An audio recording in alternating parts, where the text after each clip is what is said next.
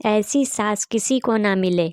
मेरी arrange marriage हुई थी और मेरी शादी लेट हुई थी। मैं 29 साल की थी और वह 32 साल के थे।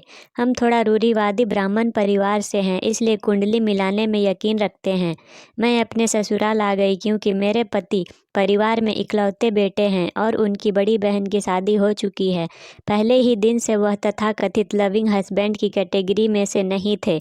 यहाँ तक कि पहली बार अकेले में उन्होंने मुझसे जो शब्द कहे वो थे, मेरी माँ ही मेरे लिए सब कुछ है, तुम्हारी जगह हमेशा दूसरी ही रहेगी। मैं एक पढ़ी लिखी और नौकरीशुदा लड़की थी। मैंने उनके अपनी माँ के प्रति प्यार और समर्पण को स्वीकार कर लिया, लेकिन मैंने महसूस किया कि उनकी ज़िंदगी में दूसरी महिला की भावनाओं के लिए कोई जगह नहीं है। मेरी सास की एक आदत थी कि वह मेरे बारे में हर एक बात अपने बेटे को बता देती थी, जैसे मैं खाना बनाने में एक्सपर्ट नहीं हूँ। नौकरी करने की वजह से मेरे पास एक्सपर्ट की तरह खाना बनाने का समय भी नहीं रहता था। मैं अपनी सास की अपेक्षाओं के मुताबिक खाना नहीं बना पाती थी, लेकिन वह मुझसे कुछ नहीं कहती थी। लेकिन जब शाम को मेरे पति लौटते तो वह बहुत ही सामान्य तरीके से मेरे बारे में शिकायत करती। वह ऐसे लहजे में सब कुछ बोलती थी जिससे कि मेरे पति को लगता था कि मैं उनकी ज़िंदगी की सबसे अहम शख्स को परेशान कर रही हूँ। इसी तरह की कई छोटी छोटी बातों से मेरे और मेरे पति के बीच दूरी बढ़ती गई। ऊपरी तौर पर तो हम खुश थे, लेकिन मेरे पति अपने काम और हाव भाव से अपने पेरेंट्स को जता देते कि वह मेरे साथ खुश नहीं है। मेरे पति टिट फॉर टैट स्वभाव वाले थे। उनके मन और कामों से यह बिल्कुल साफ हो गया था कि मैं उनकी माँ के लिए अच्छी हाउसवाइफ नहीं हूँ और उनके परिवार पर एक बोझ हूँ। हालांकि मैंने अच्छा वक्त आने की उम्मीद में सब्र के साथ थोड़ा इंतज़ार करना बेहतर समझा। मुझे लगा कि बच्चा होने के साथ ही सब ठीक हो जाएगा, लेकिन भगवान ने यहाँ भी मेरे साथ धोखा दिया। मैं कंसीव नहीं कर पा रही थी। यह मेरी सास और पति के लिए एक और अभिशाप की तरह था। जब मेरे पति की नौकरी बदली तो वह दूसरे शहर चले गए। बदकिस्मती से इसी समय मेरी सास की तबीयत भी खराब हो गई, जैसा कि हमेशा से होता आ रहा था। इसके लिए भी मुझे जिम्मेदार ठहरा दिया गया। मैंने बहुत सफाई दी पर किसी ने मेरी बात नहीं सुनी। अपने पति के इच्छा के मुताबिक मैं उनके साथ शहर में आ गई और कुछ दिनों के लिए अपनी नौकरी से छुट्टी ले ली।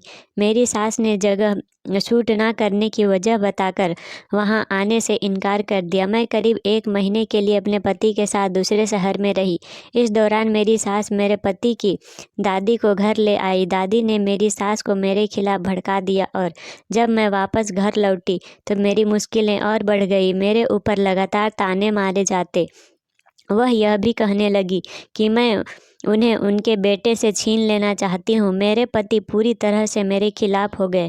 एक दिन उन्होंने मुझसे मायके जाने के लिए कह दिया। उन्होंने मुझसे कहा कि मैं अब तभी घर आऊँगा जब वह बुलाए। मेरे पेरेंट्स और मेरी लगातार कोशिशों के बावजूद भी उन्होंने मुझे देखने और बात करने से मना कर दिया। मेरे पति ने हमारे 1 महीने की साथ बिताए वक्त के बारे में हर एक बात अपनी माँ को बता दी। अब वह लोगों के सामने हर एक बात को अपने रंग देकर पेश करती हैं। वह लोगों को कहती हैं कि मैं उनके बेटे के लिए परफेक्ट पत्नी नहीं थी और इसी वजह से हमारा परिवार बढ़ नहीं पाया।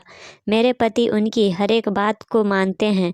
मेरी ननद भी उन्हीं लोगों का साथ देती हैं। अब उन्होंने मुझसे हमेशा के लिए अलग होने का फैसला कर लिया है।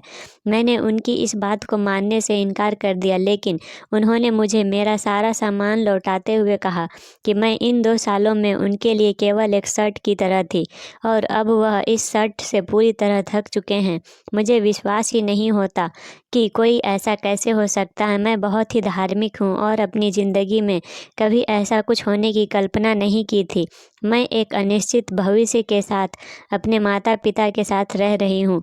यह सब मेरे साथ इसलिए हुआ कि मैं अपनी सास को माँ बुलाती थी। मुझे नहीं पता कि उन्होंने मेरी ज़िंदगी बर्बाद करके क्या मिला।